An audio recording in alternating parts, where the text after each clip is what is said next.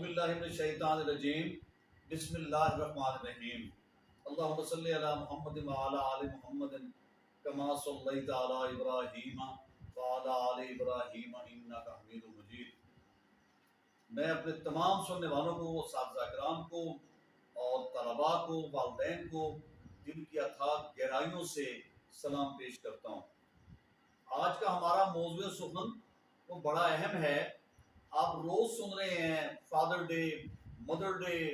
اور ابھی کل کی بات ہے اور یہ فادر ڈے آیا، پھر اس کے ساتھ ہی آ گیا کہ جو انسان اور آدمی میں فرق کیا ہے، یعنی فرشتے سے بہتر ہے انسان بننا، مگر اس میں پڑتی ہے محنت زیادہ۔ تو میں اس کے ساتھ اضافہ کروں بس کہ دشوار ہے ہر کام کا آسان ہونا، آدمی کو میسر نہیں، یعنی آدمی کو بھی میسر نہیں انسان ہونا۔ مدتیں گزری تو ایک قطرہ گہر بن پایا، صدیاں بیتی تو ایک آدمی انسان ہوا۔ تو میں نے یہ دو چار جو اور اشعار ہیں تو میں نے اس کا اضافہ کیا ہے۔ تو اصل بات یہ ہے کہ یہ ساری جو یہ گراوٹ آئی ہے ہمارے اخلاقیات میں، اس سے یہ کہنے پہ مجبور، میں تو پہلی دفعہ یہ سنا ہے، شاید کبھی آیا ہوگا ٹی وی کے اوپر کہ فرشتے سے بہتر ہے انسان بننا، مگر اس میں پڑتی ہے محنت زیادہ۔ تو یہ بہت خوبصورت موضوع تھا اور یہ غالب کا یہ شعر ہے، اور چونکہ غالب جو ہے انسانی فطرت کا عمیق جائزہ رکھنے والے ایک شاعر ہیں، ان کی شاعری، ان کو خدائی سخن اسی طرح نہیں کہا جاتا۔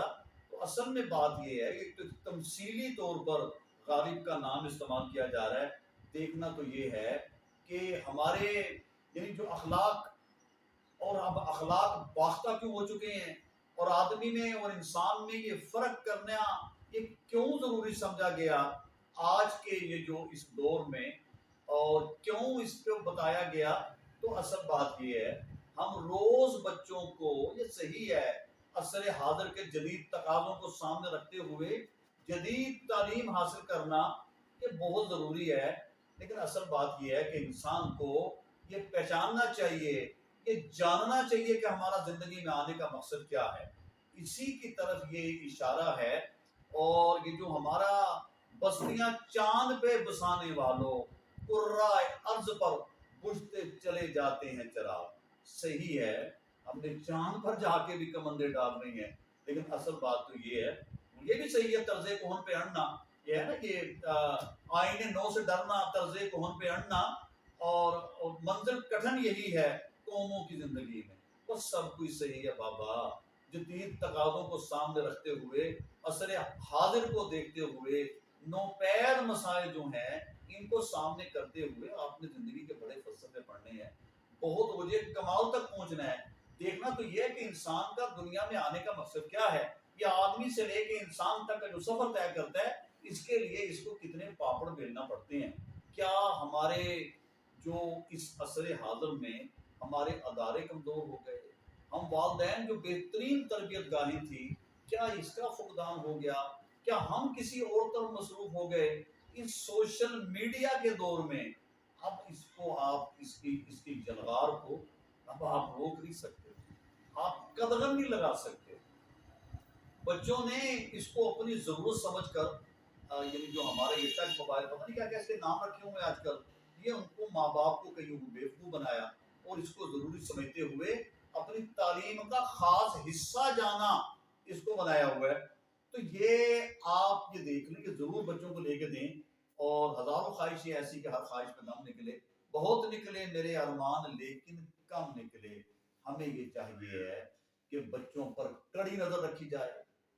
ان کی خواہشات کے ساتھ ساتھ ان کی تربیت کی جائے۔ میں اس شعبے سے ہوں، مجھے پتہ ہے، مجھے معلوم ہے کہ تہ خاک تماشا کیا ہے۔ جب بچوں کی تربیت یعنی اس نہج پر کی جائے گی، اسے بدی میں اور نیکی میں تمیز سکھائی جائے گی، تو پھر ہم اپنے مقصد کو پا لیں گے۔ جب جھوٹ، منافقت، فریب اور ہر طرح کے داؤ پیچ ہم اپنی اولاد کے سامنے کر رہے ہوتے ہیں تو اس کا اثر ان کے اخلاقیات پہ پڑتا ہے۔ دیکھیں قومیں ترقی کرتی ہیں اچھے اخلاق پر، جھوٹ اور ورفیب اور منافقت کی بنیاد پر کبھی بھی قومیں جو ہیں وہ اوج ثریا تک نہیں پہنچی۔ یہی اسی طرف اشارہ تھا غالب کا جو یہ شعر کہا گیا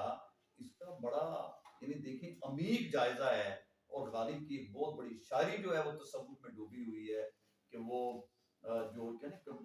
ہوئے مر کے ہم جو رسوا ہوئے غرق کیوں نہ دریا، نہ کہیں جنازہ ہوتا نہ کہیں مزار ہوتا۔ تو اصل میں بات یہ ہے کہ ہمیں یہ بتایا گیا ہے کہ ہم یہ دم توڑتی ہوئی انسانیت میں اس کا مقصد کیا ہے، اپنی خواہشات کو دوسروں کی خواہشات پر قربان کرنا ہے، دوسروں کے ضروریات کو پورا کرنے کے لیے آپ نے اور اپنے نفس کو دبانا ہے۔ انسان تو مجسمہ ہے،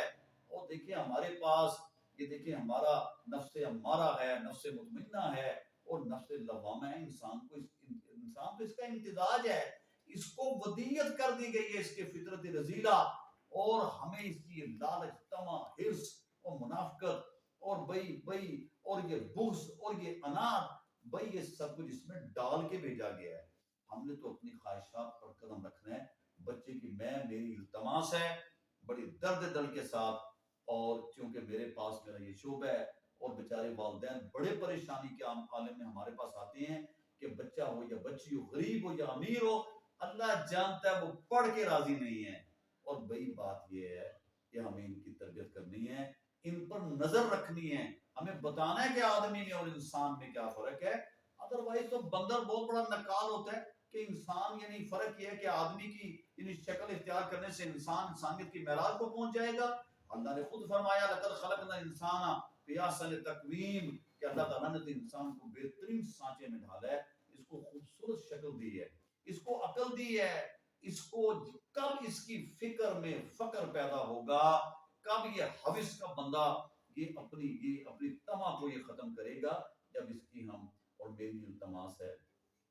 والدین اسی نہج پر دوبارہ آ جائیں، بچے پر نظر رکھیں۔ ہمارا اسلام، ہمارا مذہب بہت خوبصورت ہے، یہ چادر اور چار دیواری کے تقدس کو پامالی سے بچاتے ہوئے بچیوں کو بہت حد تک آزادی دیتا ہے۔ ان کی خواہش کا احترام بھی کرنا چاہیے، لیکن ان پر نظر بھی رکھنی چاہیے، کیونکہ ہم نے شتر بے مہار چھوڑ دیا۔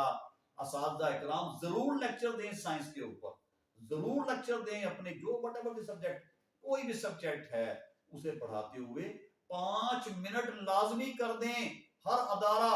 اپنے یعنی ٹیچر کے لیے کہ آپ نے بچوں کی تربیت کرنی ہے، اور اس کے مضر اثرات جو مضرات ہیں اس کے ہمارے سوشل میڈیا کے جدید ٹیکنالوجی کے، اس کو بتایا جائے کہ اگر اس کا غلط استعمال کریں گے تو اس کے آپ کے اخلاقیات پر کیا اثر پڑے گا۔ آپ ان کو جدید تقاضوں کے مطابق ضرور تعلیم دیں، لیکن قومیں جو ہیں وہ سچ کی بنیاد پر ہو جس درجہ کو پہنچتی ہے۔ ہمارا تو وتیرہ، ہم والدین چاہے ہم اساتذہ کرام ہیں، کسی بھی شکل میں ہم بچوں کی سامنے ہماری درس گاہیں بڑی عجیب ہو گئی ہیں۔ ہمیں تو سکھایا جاتا ہے ہماری مینجمنٹ، بٹ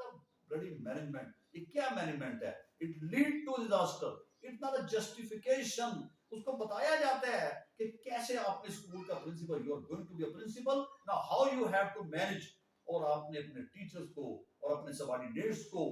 کیسے گھٹن کی دنیا میں لے کے آنا ہے، اور اس کو کیسے ایک صرف مشین بنا کے رکھنا ہے، اور کیسے اس کو کام میں مصروف رکھنا ہے۔ اور بھائی خود ان کو چغلیاں کرنا سکھایا جاتا ہے، اپنے منظور نظر لوگوں کو لیا جاتا ہے جو اساتذہ اکرام پر نظر رکھتے ہیں، اور پھر کیا کیا جاتا ہے کہ ان کو بیچاروں کو اور وہ حتف تنقید بنایا جاتا ہے، اور اس کے بعد آہستہ آہستہ یعنی جھوٹ کی بنیاد پر بدگمانیاں پیدا ہوتی ہیں اور ان کو اداروں سے نکال دیا جاتا ہے۔